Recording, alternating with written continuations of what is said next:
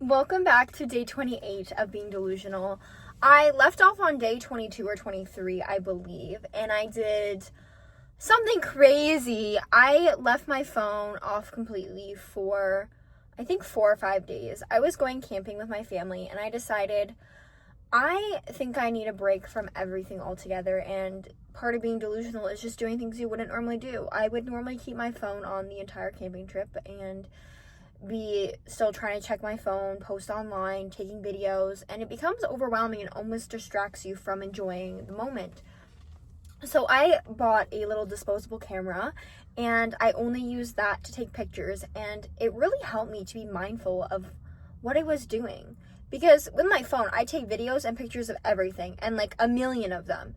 But I only had like 30 pictures to take on this camera over the 4 days that I was camping. So I had no other choice but to be really mindful of what I was going to take a picture of. And I know this sounds so simple, but when you're on your phone all the time, it becomes a part of you and you don't even notice it. And so over time, I've really noticed that it's always in the back of my mind to check my phone, to check my posts, to check this. And it just becomes pulling you out of the moment all the time because you're constantly thinking about, oh, this would make great content, this would do a great video. And I realized that nothing mattered. It didn't matter that I was off for 4 days. I caught up when I got back home about who I needed to respond to, and life went on. And I feel like I get so sucked into being online and I forget how I can live normally, and I realize that I'm not missing out on anything. And I find that I do feel like I'm missing out when I'm not checking my videos or I'm not answering messages, especially when I'm running my interior detail business. I don't want to be missing calls. And at the end of the day, like, your mental health matters, and it's okay to take a few days off completely, and life will pick up where it left off. And I have to remind myself of that. And it was really nice to just be out in nature with no distractions.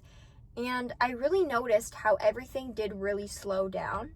I am somebody who is on the go, always pushing for the next thing, always doing more and more and more and more. And there's like this hurry, this rush to have things figured out, to have things in place. And it can get stressful, overwhelming, and you forget why you're doing it. And so it was really nice to recharge and just feel the pressure and the urgency like leave, because in nature there is none of that. There is nobody pushing you to do more and more and more. You just get to sit and be yourself and enjoy the nature around you. I've been really trying to embrace that more and more in my life, and I notice that I'm happier when I'm in that state, and more ideas were flowing and more ideas were coming into me of what I can do next. And I feel like when we're in that push state all the time, we forget about that. We forget about the thoughts that are in our head, and we are always looking for more and more. When if you just like slow down and take the time to reconnect with yourself, that is when the ideas will come to you. That is when you will feel more connected. And I found I had very little limiting beliefs or negative talk towards myself about what I'm doing next. And so I'm in the middle of trying to go to Australia. I have my 12-month visa, and that brings up a lot of fear because I'm like, what if I can't afford to go? What if it's not the right time? What if I don't get a job? And I felt like I had none of those thoughts, and I felt really powerful when I thought that, you know what, yeah, I can do this. This is part of what I'm going to do, and I know that I'm called to do this thing in my life. So that helped to kind of like settle the nerves, because I wasn't thinking about how I couldn't do it. I was thinking about all the possible ways that it could work out in the best way possible. And just to be out on the water, and it was rainy a few days, but that was also kind of nice to just slow down and not be pushing all the time. And I have to remind myself that you can include that every week. And it's something that I really want to do, is to fully be disconnected and just trust myself instead of all the noise that's going on around there, because there's so much noise. And I think I've fallen back into a lot of scrolling and consuming a lot of things that I don't need. My life didn't change that I wasn't scrolling for 4 days. If anything, it got better. So it's just reminding myself that, yeah, it's okay to take a step back. And part of these delusional actions is just being more aware of what you're doing and your habits and what you're creating. And as I almost come to an end, day 28, I've learned so much about myself and what I enjoy doing. And one thing I'm going to continue is journaling. I've set intentions almost every day of how I want my day to go, and 9 times out of 10 my day surpasses those intentions, and I make more money than I said I was going to make, and I meet somebody amazing, and there's just so many new opportunities. And when you're in that mindset of looking for those, it's so much easier, and they come to you so much easier.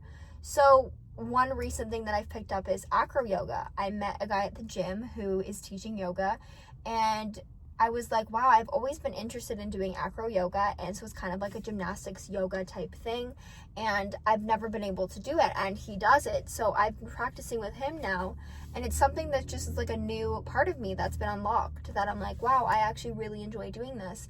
And how many things out there have I not even experienced yet, or how many things that I don't even know about myself yet? And just keeping that open mind of like, things can change like that, and for the better.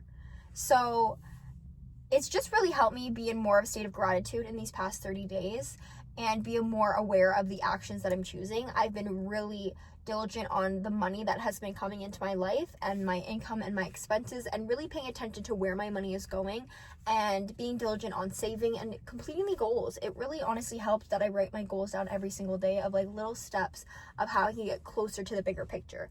For me, it was going to Australia. So I sold my car. I got my visa this month and started kind of saving a little bit. So those were little steps that I could do this month.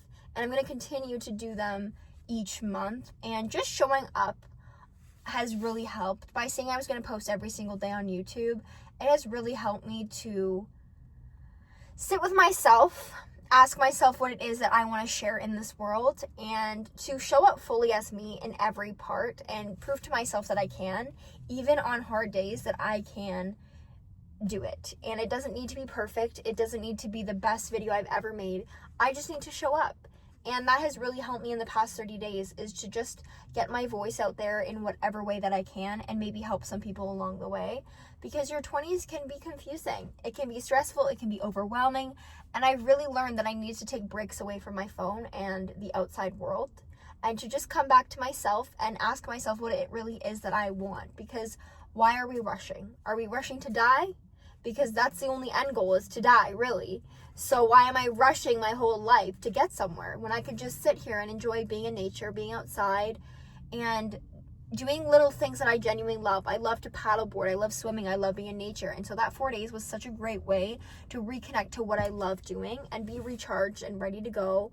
I am having a detail after this for one of my clients, and I just feel like recharged and renewed and ready to share some more ideas and thoughts and get past my fear of going to Australia, and have more and more goals to work towards this month coming up in September. So I thank you for anyone who's followed along on this Delulu challenge, and I'm excited to see what new challenges I will be facing in the month of September. It's just, I love fall. I love starting something new. It's like going back to school, except I never went back to school. So it's just nice to start off and say goodbye to summer. As much as I'm going to miss the warm weather, I love fall, and I'm excited for all the new opportunities I'll be welcoming into my life. So thank you for watching day 28 of Being Delusional, and feel free to join me on being delusional in my 20s, because some days, I swear, I'm like, what am I doing? And that is totally okay. If you feel lost, confused, I'm here for you. So thanks again, and stay tuned for the next couple of videos of my delusional challenge.